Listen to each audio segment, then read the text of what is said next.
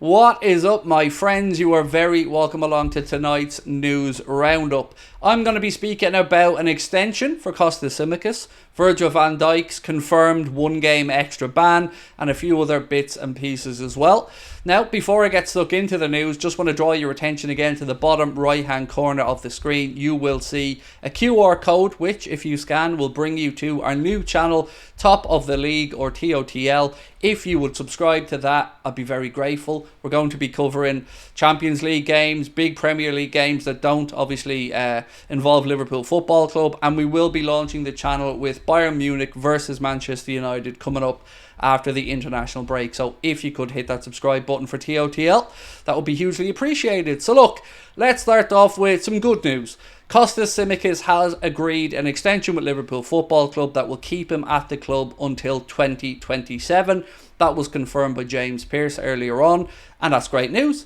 I don't really see a time where Costas will, in my opinion, overtake or take Andy Robertson's place, but he's a very able deputy, and if he's comfortable at the club, brilliant. I see him more of an advanced fullback than a proper fullback. I see him almost like an auxiliary winger when he plays for us. So I'm very happy with the extension because, again, it's continuity at the club, and I'm all for continuity.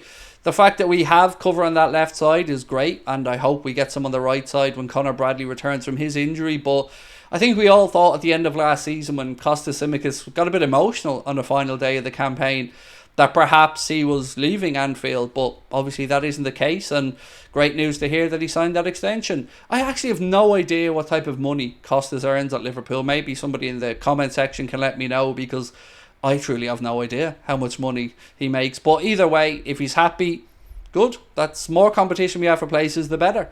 Next bit of news that I have for you guys today is around Virgil van Dijk's ban. Unfortunately, we got the confirmation from the FA that Virgil van Dijk has indeed received an extra one-game suspension and a £100,000 fine. So this suspension comes basically because he used abusive language towards the referee in their view, or an independent panel's view, and that will mean he's now ruled out of the game against Wolves, which is coming up at 12:30 on the Saturday after the international break. So not ideal, not great for the captain, but let me say this. It's now set a precedent for the Premier League in how they handle these situations. And we often get salty and defensive of Liverpool, and rightly so. But again, I think the Premier League and the FA and the PGMOL have now made a rod for their own backs, and we know what the standard is. So I hope that they are consistent, because if these rules are enforced consistently right across the league, I think most of us will be understanding of that. Do I think it was fair? Yes, I do.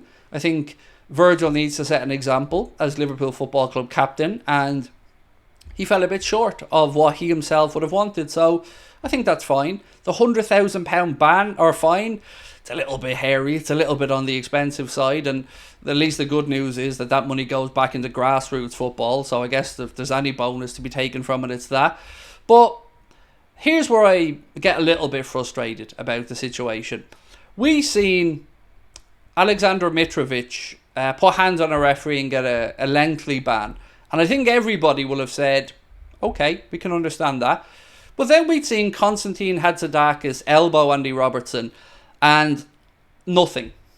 No ban, no fine, nothing. Then, when the situations are reversed, the referees all of a sudden want and are entitled to that respect. But surely it's a two-way thing. Surely if the PGMOL want to set an example, then they have to hold their own officials to the same standard. Also, Peter Tierney and Konstantin Hadzidakis were the ones, again, who didn't step in to clear what was a very, very obvious dismissal or unfair dismissal of Alexis McAllister. So, again, we just want consistency. So now, as I said, they've set the tone. They've laid out what's going to constitute red cards and additional bans. But I'm still worrying or wondering why Joelinton didn't get a yellow for simulating two players to be booked, or the Newcastle bench didn't get a yellow when they were asking for players to be booked. Look, all of us, no matter who we support, feel like our team is hard done by a certain set of officials, and you probably have your own evidence to back that up as well. So as I said at the very start, this has set a precedent now, and the Premier League and the PGMOL and the FA have to be consistent, or they will rightly get asked questions by us, by managers, by fans of other clubs. Let's wait and see how it goes. On the injury front, a lot of people have been asking me, is Trent going to be back after the international break for the Wolves game? Truth is, the prognosis was that he's going to be out for 2 weeks. Whether the Wolves game comes a little bit too early from him, I'd say it will be close, but we'll probably find out midway through next week. If he doesn't make the Wolves game, I don't think it's going to be anything other than that. I think he'll be back for the last Glints game in the Europa League on the Thursday. Ibrahim Kanate as well has obviously didn't make the France squads because of injury. Will he be back? I hope so after the international break, but I think you'll agree that Joel Matip and Joe Gomez stepped up admirably, and with Jarrell Kwanzaa showing the form that he has, hopefully we can get ourselves through the Wolves game. But that game does make me nervous, and it's not because of the personnel or anything like that. It's because I'm always nervous when we come back after an international break and have a 12:30 kickoff. And again, I could be deluded, but I feel like we get more than our fair share of these post-international break early kickoffs. So hopefully BT can do us a favour at some point and stop picking us for that horrendous 12:30 kickoff. That being said, is there anything else I need to go through? Yes, so the Liverpool ladies team returned to Melwood this week, which will be their new training base. So great to see Melwood come back into Liverpool's ownership, and of course for the ladies team to have such a historic and great facility to push on from as well. So delighted to see that.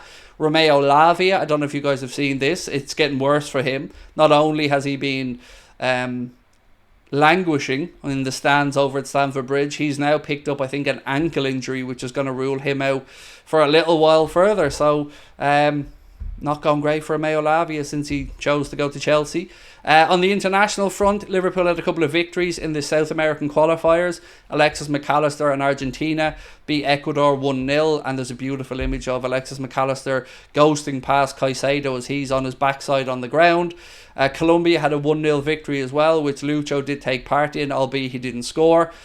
We obviously had the Netherlands winning 3-0, so good news for Verge, and there was a goal in there for Cody Gakpo as well, but it's all going to go a bit sour for them on Sunday when they rock up to Dublin and take the L. But can't have everything, lads, can't have everything. And I think that's pretty much where we're at the minute. No other news that I can think of, or no obvious stuff. So again, just to confirm, Kostas Tsimikas is going to sign a new contract at the club that will keep him here till 2027. Virgil van Dijk has indeed now received that additional 1-game ban and a £100,000 fine.